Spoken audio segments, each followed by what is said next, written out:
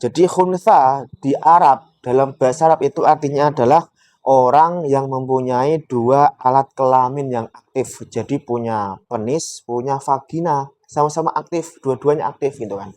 Itu khunsa. Kan beda sama banci. Kalau banci kan cowok. Cowok tuh punya alat kelamin, penis. Ya penis aja aktif, nggak punya vagina. Begitupun yang tomboy. Tomboy itu cewek tapi menyerupai cowok. Dia punya vagina, punya alat kelamin aktif itu kan. Nah, kalau khunsa beda, beda dengan tomboy, beda dengan banci. Khunsa itu punya vagina, punya penis, sama-sama aktif, dua-duanya ada dalam satu tubuh gitu loh. Atau orang tidak punya kelamin dari dua jenis yang ada. Ia hanya punya lubang di bagian tubuhnya untuk kencing. Nah, atau seperti ini, khunsa itu atau tadi punya dua kelamin aktif, laki-laki cewek, atau dia nggak punya kelamin sama sekali, nggak punya vagina, nggak punya penis, jadi kosong blong, nggak ada kelaminnya, hanya punya satu lubang untuk pipis untuk kencing saja. Jadi khunsa itu dalam definisi bahasa Arab itu artinya adalah literasi fikih, orang yang mempunyai dua kelamin aktif, vagina atau penis langsung dua-duanya aktif, atau nggak punya sama sekali, nggak punya penis, nggak punya vagina, nggak punya alat kelamin sama sekali, yang dia punya hanyalah satu lubang itu untuk kencing saja. Itu khunsa dalam pengertian literasi fikih. Bismillahirrahmanirrahim. Assalamualaikum warahmatullahi wabarakatuh. Halo seluruh semua, kembali lagi bersama saya. Kali ini di buku Nabi Tidak Melakukan Berarti Haram, halaman 139 bagi yang punya bukunya. Judulnya adalah Banci Jadi Imam Bolehkah gitu kan. Beberapa waktu yang lalu ramai dibicarakan di media sosial perdebatan yang timbul akibat salah satu isi materi buku fikih untuk kelas 2 Madrasah Ibtidaiyah yang memuat bahwa seorang banci boleh jadi imam dan disertai syaratnya. Disebutkan dalam buku fikih untuk anak-anak itu bahwa banci boleh jadi imam asalkan makmumnya adalah kaum wanita. Sedangkan jika makmumnya laki-laki atau kaum sejenisnya atau banci itu tidak bisa. Orang-orang yang mengetahui buku ini pun akhirnya mengeluarkan reaksi yang beragam. Ada yang geram, ada juga yang terlihat santai dan menilainya biasa. Dan ada juga yang kebingungan sambil bertanya-tanya, apakah memang boleh banci jadi imam? Maka dari itu kita dudukkan dulu masalahnya biar lebih jelas dan runut.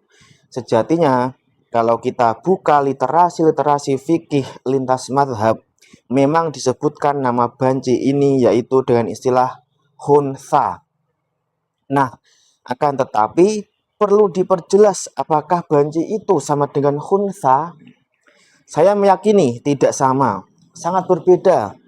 Banci dalam artian umum yang banyak dikenal masyarakat adalah seseorang yang berjenis kelamin laki-laki, akan tetapi bertindak seperti wanita. Dan bahkan sekilas ia lebih wanita daripada wanita asli pada umumnya. Dari mulai gaya berjalan, berbicara, hingga make up yang digunakan. Kalau yang seperti ini jelas dilarang dalam agama dan termasuk dosa besar karena adanya laknat yang diturunkan oleh Allah kepada makhluk ini.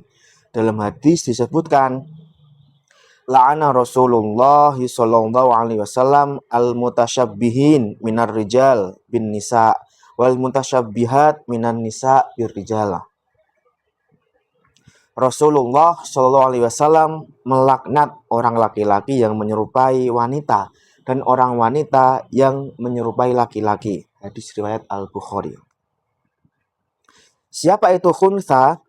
Kalau dalam literasi fikih, khunsa bukanlah seperti itu atau bukan seperti maksud banci dalam artian pemahaman kebanyakan orang sekarang ini. Khunsa adalah orang yang mempunyai dua alat kelamin yang aktif atau orang tidak punya kelamin dari dua jenis yang ada. Ia hanya punya lubang di bagian tubuhnya untuk kencing. Dalam kitab Al-Hawi Al-Kabir, juz 8, halaman 168, karangan Imam Al-Mawardi, beliau mengutip perkataan Imam Asy-Syafi'i. Al-khunsa huwallazi lahu dzakarun karrijal wa farjun kan nisa aula yakunu lahu dzakarun wala farjun wa yakunu lahu thaqbun yabulu minhu. Khunsa adalah orang yang punya penis seperti laki-laki dan juga farj atau vagina seperti wanita. Atau ia yang tidak punya keduanya dan hanya punya lubang air seni untuk kencing. Nah, kemudian khunsa ini pun terbagi lagi menjadi dua jenis. Yang pertama khunsa non muskil, yang kedua khunsa muskil. Mari kita rinci lagi. Khunsa non muskil. Muskil sendiri dalam bahasa Arab berarti bermasalah. Jadi khunsa non muskil adalah khunsa yang tidak bermasalah. Disebut tidak bermasalah karena kelaminnya bisa jelas diketahui dengan cara melihat mana yang aktif dan mana yang tidak aktif. Kelaminnya ditentukan dengan alat kelaminnya yang aktif atau bisa juga dengan gejala kejiwaan yang menentukan kelaminnya, seperti adanya haid, jelas ini wanita. Intinya ada tanda yang nyata tentang kejelasan kelaminnya dan tanda itu berjalan normal. Yang kedua, khunsa muskil. Ini yang sulit karena itu disebut muskil atau bermasalah. Karena tidak ada tanda yang nyata tentang kejelasan kelaminnya. Bisa jadi karena ia punya dua kelamin yang sama-sama aktif atau juga tidak punya keduanya, akan tetapi hanya lubang kencing saja.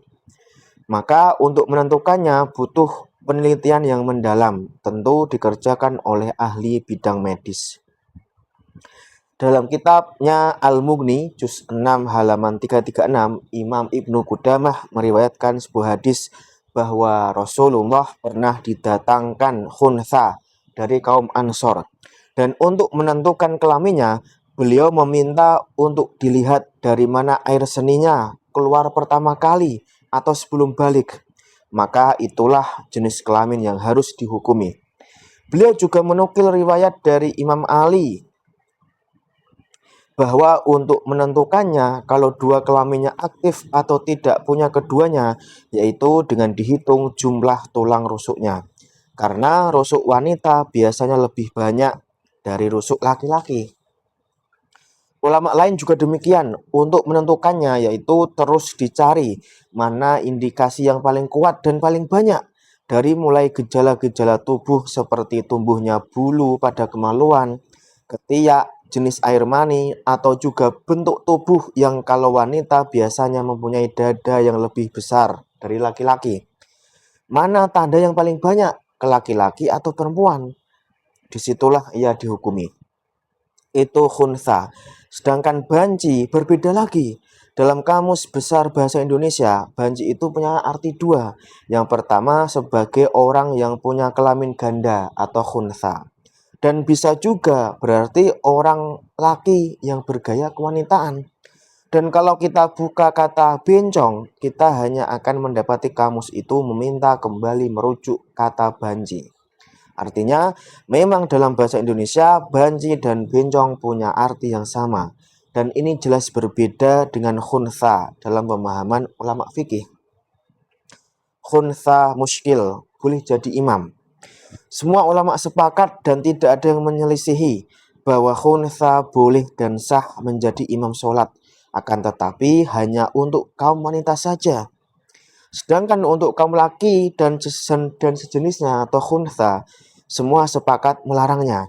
Dibolehkan bagi kaum wanita dengan alasan ia diragukan kelaki-lakiannya. Kalau sudah diragukan, maka tidak bisa untuk laki-laki dan sejenisnya juga. Akan tetapi tetap sah untuk wanita, walaupun mazhab Al-Malikiyah memakruhkannya. Imam An-Nawawi dalam kitabnya Raudhatut Thalibin juz 7 halaman 29 mengatakan, fayuj'alu ma'an nisa rajulan wa ma'ar rijal imro'atan. Khunsa itu dijadikan laki-laki jika bersama wanita, dan dijadikan wanita jika bersama laki-laki. Yang jadi perdebatan hanya masalah teknisnya saja, yaitu di mana imam khunsa ini berdiri. Di depankah layaknya seorang imam laki-laki atau bersama di tengah-tengah shaf layaknya imam wanita? Jumhur ulama berpendapat ia berada di depan para jamaah wanita tersebut, tidak bersama mereka di tengah-tengah. Banci atau bencong jadi imam? Nah, permasalahannya sekarang, apakah boleh banci jadi imam? Di atas sudah disinggung bahwa banci tidak sama dengan khunsa. Maka kita kembalikan kepada pengertian banci itu sendiri, bahwa ia adalah laki-laki sejati yang berpenampilan dan berkepribadian seperti wanita. Jadi sejatinya ia adalah laki-laki, maka hukumnya adalah hukum laki-laki. Karena ia laki-laki, tentu boleh jadi imam bagi siapapun, selama memang ia mengerti hukum-hukum sholat dan bacaan rukun dalam sholatnya tidak keliru. Loh, tapi kan dia banci. Iya, dia banci. Tapi sejatinya ia adalah laki-laki yang boleh jadi imam selama ia paham ilmunya. Adapun statusnya banci dan banci adalah dosa besar, itu membuatnya menjadi laki-laki yang fasik.